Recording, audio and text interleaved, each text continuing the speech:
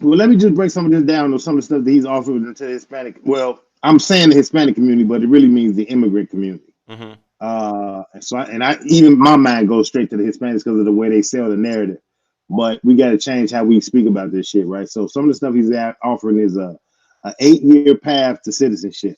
So you'll be eligible for permanent residence after 5 years, and after 3 years, you'll be offered citizenship. Temporary protected status to essential workers.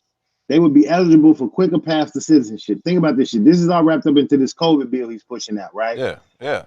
Immigrant essential workers will be eligible for quicker paths to citizenship. Now, I want you to think about Mm-hmm. essential workers nationwide and how they shape that narrative of what a fucking essential Who worker they is, are, right? Mm-hmm.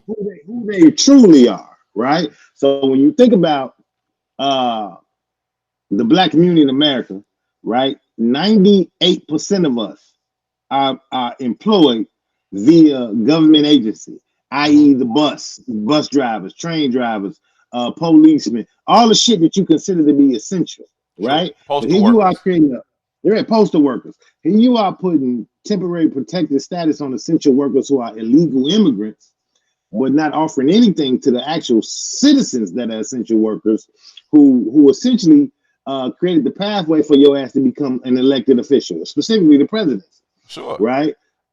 He also promised to stop deportation for the first 100 days after taking office. Um, and really, essentially, the conversation that we got to think about here, man, is that I keep saying that voting is an exchange.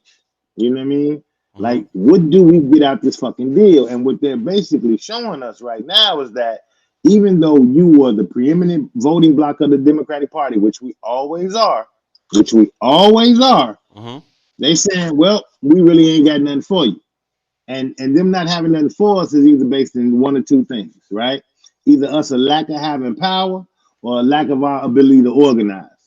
And it's both of them are essentially true, right? Because this is part of the conversation we was having yesterday. How I said, those 70 million that came out for Trump was voting on fear, and then those 70 million that came out for the Democratic Party was also voting on fear.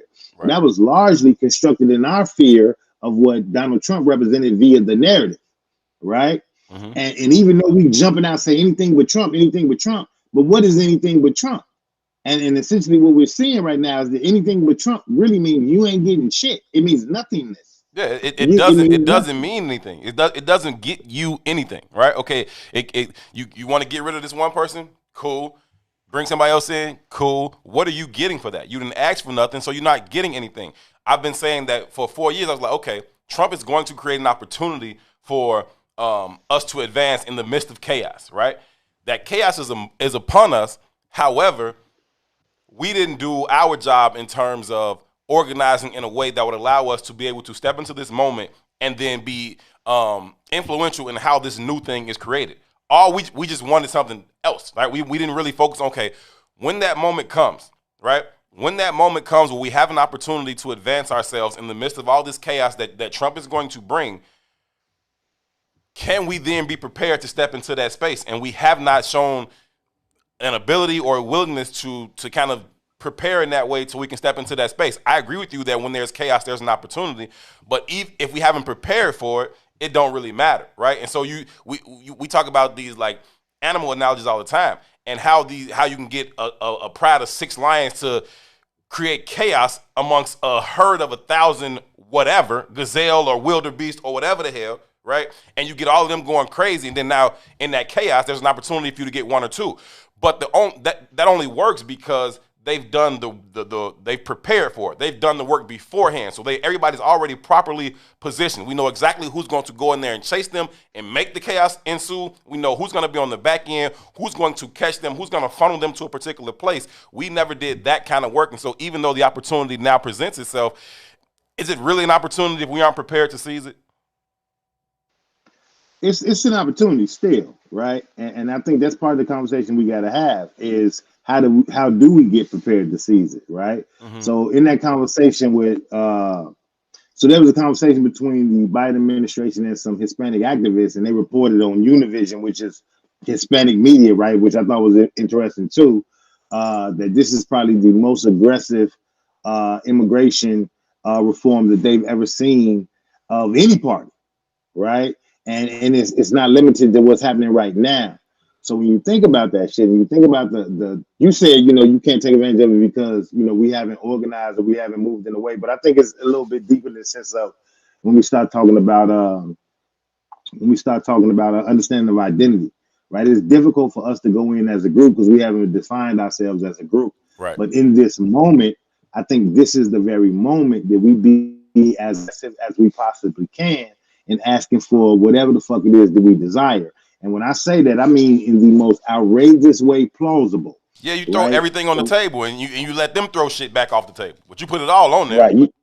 You throw everything on the table, but we throw everything on. I think we need to not just throw everything on the table. We need to throw everything on the table based in the construct of slavery, though, based in the construct of what you have stolen from me and what that payout should be about right now, right? So when we start talking about reparations, it's not just the cash payout. Sure. We got to address all of it, right? We got to address the redlining. We got to address, healthcare disparities. We got to address housing disparities. We got to address food insecurity. We got to address every disparity we could All possibly of the think weapons of. that you've used against us in this war, we need all that rectified.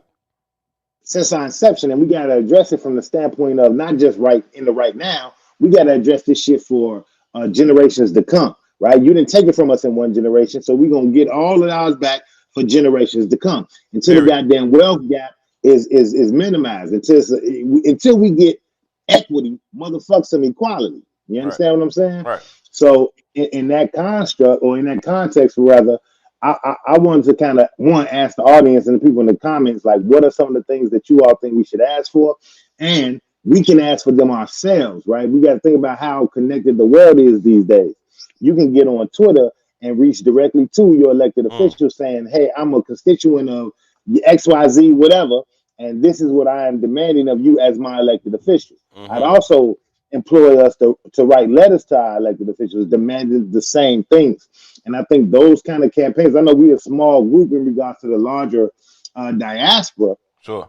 Specifically, and I'm speaking specifically for listeners of I Said What I Said and what's in it for the black people.